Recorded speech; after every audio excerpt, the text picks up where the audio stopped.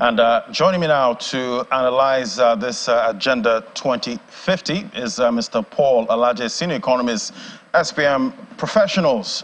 Joining me from our Abuja studio. Great to have you on the show. Good morning. Good morning, and thank you so very much for having me. So we see the agenda there presented by the president is aimed at ensuring Nigeria attains a GDP per capita of $33,328 per annum, placing the country among top middle-income economies in the world. That's by 2050. Quite a lofty forecast there, but how are you seeing this? Well, a beautiful plan. We have seen it on paper. It's a fantastic plan. And if you put that to Naira, we are talking of 15.3 million per annum per head. When we say per capita in economics, we mean per head. And government is also saying that each person per month, on the average, we earn about 1.2 million Naira. Maybe perhaps minimum wage for that to be a reality would have increased, would have since increased beyond 1.2 million Naira. This is 2023. Government is projecting that by 2050, what each person will earn in Naira terms will be, and I'm using official figure. If I use parallel market rate, this may even increase to 1.8 million, 1.2 million Naira per head per month, and about 15 million per annum, based on the presentation that was made yesterday. That is what he said. Government is also looking at investment growing. We're about 29.4 now. Government is hoping that that will grow to about 40.1%. It's also hoping that unemployment, which is currently 33.3%, as a 2020 Q4 report by the National Bureau of Statistics, that will reduce significantly all to 6.3% by 2050. Those were the things that were said. And there are a few things that were not said. But these things that are not said are perhaps the most important factor in knowing whether some of these aspirations set by government will be a reality or not. The first one is population. As I talk to you today, the population of Nigeria last month, the last day of last month, estimate it was 222 million. By 2050, the population will be about 400 million. Now, when we say that the population, the unemployment will reduce significantly, poverty will reduce significantly, investment will increase significantly, and these were the things government have said. But what government is not saying is that, are we going to have birth control? Because if we grow our population to 400 million, right now we are the 6th largest population in the world. If we grow our population sporadically by that rate, what will happen? How are we going to get the job? Which road are people going to do? Which job we put people in employment? So it's a beautiful plan, and government, unlike what we had in the National Development Plan 2021 to 2025, a 5-year plan, we're in the middle of that plan as I talk to you today. Government is hoping that approximately 348.1 trillion will be spent to fund the budget, and that the 3 tiers of government, federal, state, and local government, we spend approximately 50 trillion naira. But to speak properly, I am referring to 49.7 trillion naira is to be spent by the federal government. So when you look at all of those, and government is hoping a whopping amount of 298 million naira will be spent by private sector. Till today, this is the middle. Can we say that we have achieved 50% of this plan? Of course, your guess is as good as mine. We have not achieved up to even 25% of 2021 to 2025. Now, this is a benchmark for Nigeria Agenda NA 2050, as it is called. So the question is, the foundation of this plan, like we had issues with economic recovery and growth plan, there has no amount of money to be spent by government. Government have good idea, and we must support government with this good idea. But we must also say, we must also provide guidance, so that this aspiration, to the best of my knowledge, is an aspiration that government has to see Nigeria as one of the desirable places to live in by 2050. But critical question is, what power, what volume of power are we going to be generating before 2050, even by 2025, by 2030, by 2035, by 2045, and by 2050? What decision are we going to take? Is the nation going to be running on diesel? Are we going to be running on an average of 6-hour availability of centrally provided electricity per day? Or are we going to increase that to nearly 24 hours per day?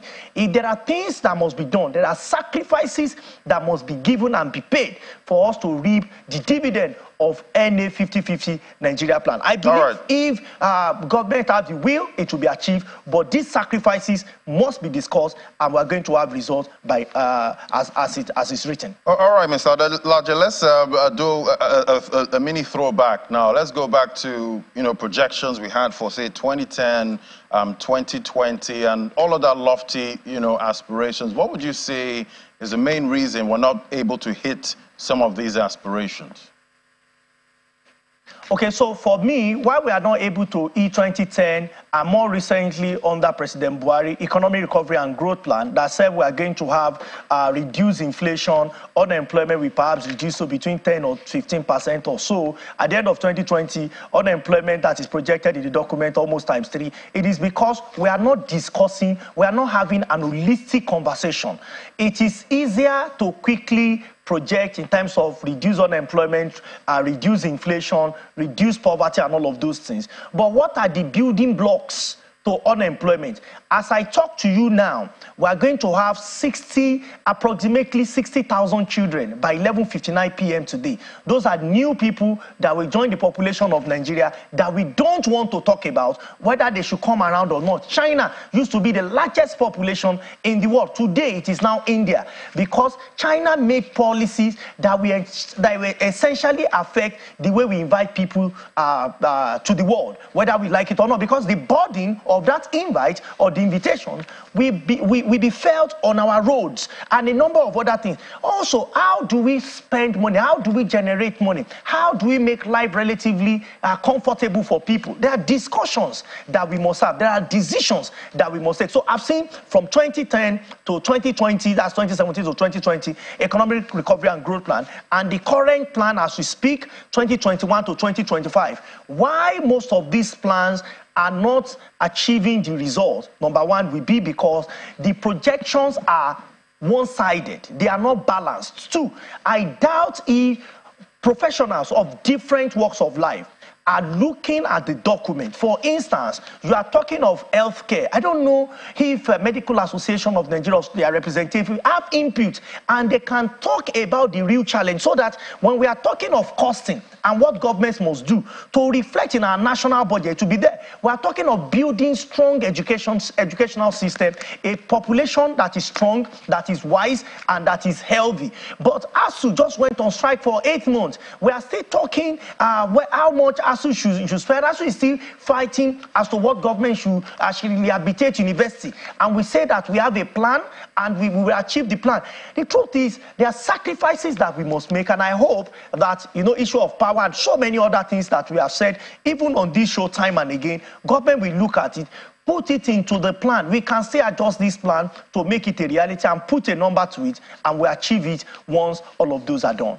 And talking about, making this a reality, I want you to break it down for us, some of these, sacrifices that we have to make at this time, because we have a new government, coming in, and definitely there are going to be other governments going forward up till 2050. What should we start laying right now as foundation to actually make some of these aspirations a reality? Okay, so economic is not a rocket science to fly, and it's not as though we are going to the moon. We have seen nations develop, within 20 years, properly speaking. And what did they do is what we should look at, and look at how that can be adopted within the reality of our country. I'll give you an instance. We have a lot of agrarian. We have a lot of communities. 60% of Nigerian land are arable land that support the growth of agriculture. And we see people planting here and there, but there is no organization, there is no structure. People just go plant. Sometimes, with the support of Central Bank of Nigeria, monies are given to farmers. Whether the farmers are particularly organized or coordinated is a different ball game entirely. But we need to have established farms with the support of local government. Local government will not just be the tier of government that collect between 100 to 150 million to pocket every month. There must be responsibility. There must be performance measurement. Different part, at least, of over 700 local government and area council, 774 that we have in Nigeria. We can select about 500 or 600 and earmark lands, portion of land that is organized with provision of security for output. It could be production of paddy, it could be production of cassava, it could be production of maize that is organized. We had it in the First Republic. So I'm not saying something new. We had this in the First Republic, areas where cocoa, cashew, they can be supported. Government must provide, we must see the presence of government to guide farming, so it must be structured, it must be organized. After that, we go into the middle level of economy, which is manufacturing or secondary level. What are we going to be doing there? Government must ensure relatively constant power supply. I'm not saying government should generate power or transmit power. I'm saying government must put the structure together to ensure that power is available. When a cotton farmer has an output, then we need industry or sectors that will convert the output into a finished product. And that is where the job lies. That is where over 60 to 70% of people that are unemployed today will be mopped up from unemployment and they will become employed individuals. Then we're going to have a robust banking system. We're going to have a robust insurance system. That is service, which of course is the tertiary sector among the three levels of what you have in an economy. So I strongly believe that government have responsibility and the people have responsibility. When you see a trade, the head directs what other coaches will do. The head in this case is leadership. The leaders of the country must understand their responsibility to perform, and the coaches, which are now the people, will follow. So you want private sector to invest in certain area. There are questions they will ask. Do we have input material? Do we have power so that our machines, our equipment, our processing plants can work? And do we have a banking system that will support us? Do we have a government that will not tax us out of existence? So when all of these come together, I believe that we can now have some projections, such as having single-digit inflation, having single-digit unemployment figure, reducing unemployment even to 6%, as been projected by 2050. But I can tell you that we don't even need up to 2050. If you give me about a minute or two, in 1945, the Second World War ended in 1945. After the Second World War, the number of people that died as a result of the war were lower than the number of people that died as a result of starvation after the Second World War. I'm not talking of African countries, I'm talking of European countries. These countries, by 1965 to 1970, they became where people wanted to go to, because leaders of those countries have formulated policy. They have borne candle at night, if you like, figuratively, to ensure that their country develop again. They have put infrastructure in place within 20 to 25 years. This is 2023. We still have 27 years to 2050. And I don't think just this document alone will be enough. We need that conversation at the National Assembly among different political parties, political leaders, gatekeepers of our country, to ask ourselves, where do we want to be by 2050? Do we truly want to be among the top country in the world? And we ask, in terms of education,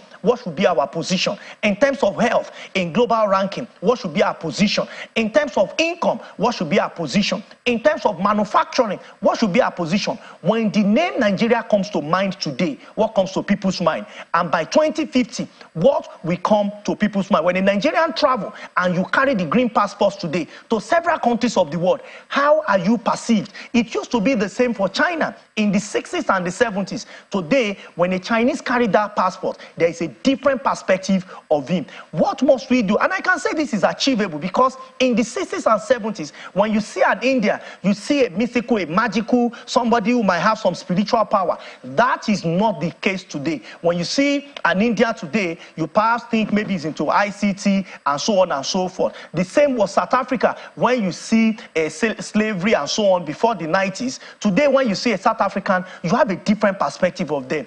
The belief of a Nigerian can change. Our national belief can change, but it must start with those that are leading us. And we followers must be followers indeed and have the same belief that nation can be the most desirable place for people to live in on earth. Well said, Mr. Alaje. But very quickly, before I let you go, it's official now. We see the Senate has approved the request to restructure the 22.7 trillion loans from the central bank to the federal government. Very quickly now, what's your reaction to that? Well, it means we have postponed. It's going to relieve the pressure on government, because I had, as I've said and written in the papers, that would mean if that has not been done, federal government would have been servicing that loan with about 3 to 4 trillion naira. But with this restructuring, it has reduced the pressure. What it has not done is the debt stock. The debt stock will still be added to 46 trillion naira announced by the Debt Management Office, which means President Buhari may still have to pass that huge debit check to President-elect Senator Bola Ahmed Tinubu. All right, thank you so much. We'll have to leave it there now, Mr. Paul Alaje, senior economist, SPM professional. It's great always having your perspective. Thank you. Thank you so much for having me.